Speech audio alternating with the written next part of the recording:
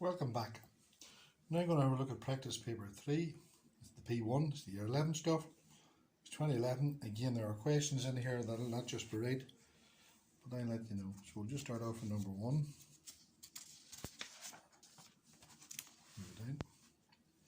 Gail is a pendant that she believes to be gold.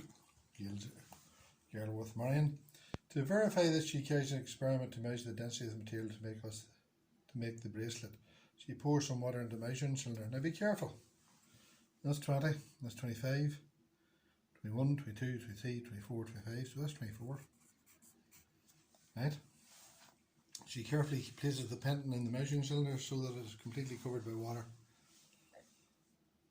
So, again, now be careful. 25, 26, 27, 28. Giving me exam technique. Not taking my time here. So it's 28, take away 24, 4 centimeters cubed. Worth 1 mark. I've got it. Look at the readings. Tickety boo, 1 mark, but on none. When she measures the mass, the pendant is found to be 42 grams. So we know that the volume is 4. We know the mass is 42. So calculate the density. Again, I'm looking for 3 marks here. And the units is in grams per centimetre cubed. So 1 mark for that. Density equals mass over volume. Notice the way I write word in volume, not to confuse it with velocity. The mass is 42 divided by 4. 42 divided by 4 is 10.5. 10.5 grams per centimetre cubed. 3 marks. The table below shows the densities of some metals. Using your answer, decide what Gail's pendant is made of. Well, it's 10.5. It's definitely not gold. It's definitely not aluminium. It's definitely brass. Look, silver. Silver. Again, the spelling there is the same as the spelling there. This is not on our course. Again, old legacy question. Explain fully what is meant by the centre of gravity. It's the point where all the mass appears to act.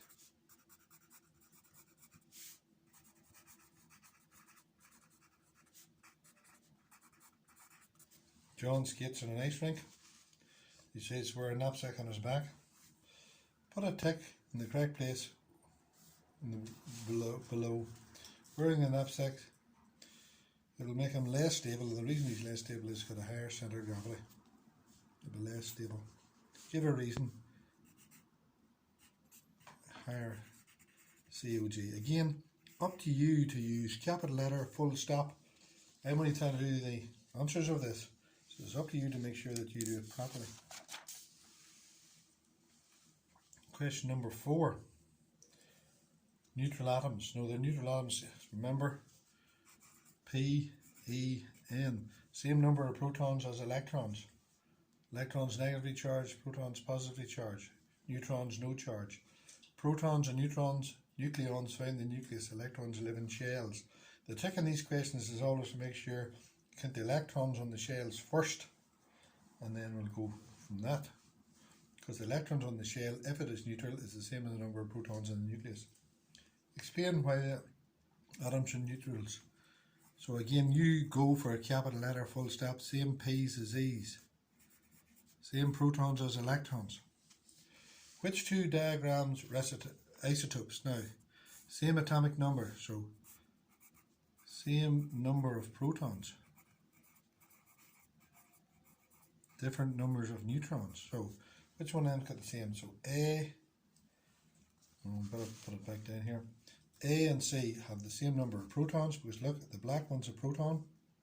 So they have the same number of protons, but they have different numbers of neutrons. This is 2 neutrons, this is 1. So A and C, same P's, different N's. Now again, I'm shortening this. You capital letter, full stop. 3 marks, 1 for that. Same number of protons, different number of neutrons. 3 marks, capital letter, full stop. The nucleus of lead contains 126 neutrons and 82 protons. The chemical symbol for lead is Pb, plumbum, used by plumbers, an old Latin one for those who are scholars.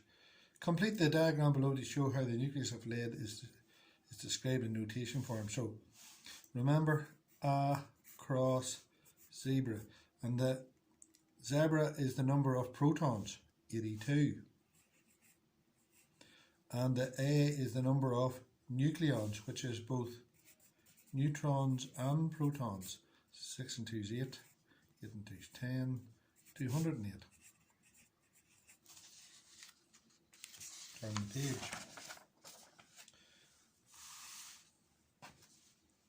Now look at this question. Displacement time graph. The first thing you write down is the 2 things you know. Displacement at a time, red using a ruler, and 2, slope is speed, or in this case it would actually be velocity because it's a displacement time graph. Right, use the graph to calculate the velocity of the car during the first 20 seconds. So it's getting faster and then it stops. It has a gradient, then it has no gradient.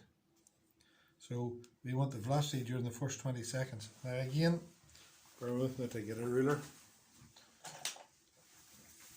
Let's read off using the ruler. Let's not get this wrong. That's definitely 20. And let's read off this. That's definitely 25. So I'm looking for 3 marks here. So gradient is velocity. That's the second thing that we wrote up here now. Velocity and speed, very similar, slightly different. Velocity is a vector, speed is a scalar. So gradient is velocity equals rise over run.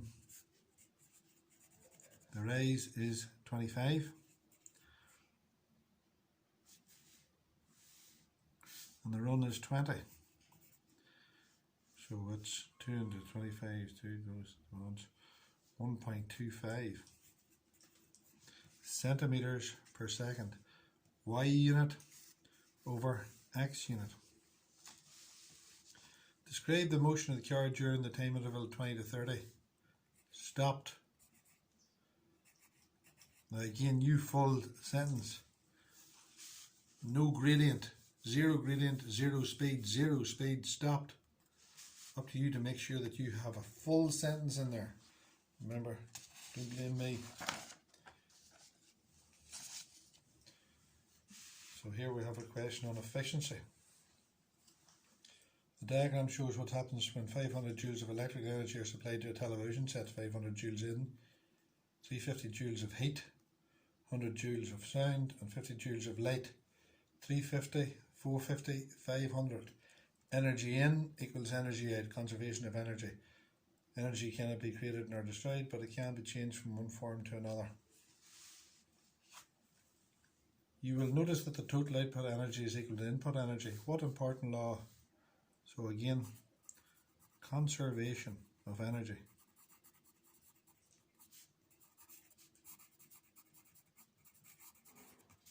Calculate the useful output energy. Now, what do you watch a TV for? Well, you want to see it, and here's the trick. You want to hear it. So it's 150 joules of energy. Use your television to calculate the efficiency. So the formula for efficiency is equal to energy out that you need over the energy that you put in. So the energy out is 150 over 500, which is the same as 300 over 1000. See what I did there? I just multiplied that by 2 and multiplied that by 2. So 300 over 1000 is 0.3, and it has no units. 0.3, and I'd write in there no units. Why do I write that in? To let the examiner know that you know it has no units, that you didn't forget them. Fair enough. So there's question number 6 done. Question number 7. It says, radioactive sources can be used to treat a person with cancerous tumour inside their body. The radioactive source is held directly over the tumour shown below. What type of radiation would be the source emit if it's to penetrate the body and reach the tumour? Well, that has to be gamma. Remember, alpha stopped by paper, beta stopped by aluminium foil, gamma several centimetres are laid, so it'll have to be a gamma source. Why is this type of radiation effective in the treatment of tumours? Well, again, destroys nucleus, kills cells. So remember, it also can cure cancer, but it can also create cancer. What disadvantages is there having using radioactivity to treat the tumour? Can cause health problems. The snivelling brat's going past, so don't worry with that. What is meant by the term half-life for radioactive source? The time taken for half the initial radioactivity, or radioactive atom, or nuclei, sorry, to decay. Again, if you don't know that, it's in the book. You've been asked time and a number, you know it, so it's the time. Sometimes in the tables I write T subscript a half. The time taken for half the initial radioactive nuclei to decay. Remember, they don't disappear, they just change. Oh, same question again. Go on to the next one. Should the radioactive source used in the treatment of the tumour have a short half-life or a long half-life? Well, the answer is long. Long half-life. Again, you're looking 2 sentences here. Long half-life, and the reason: do not wish to change source too often. So that's the reason that you have a long half-life. You don't want to change the source too often. Fair enough. Question number 8. Put it in pause.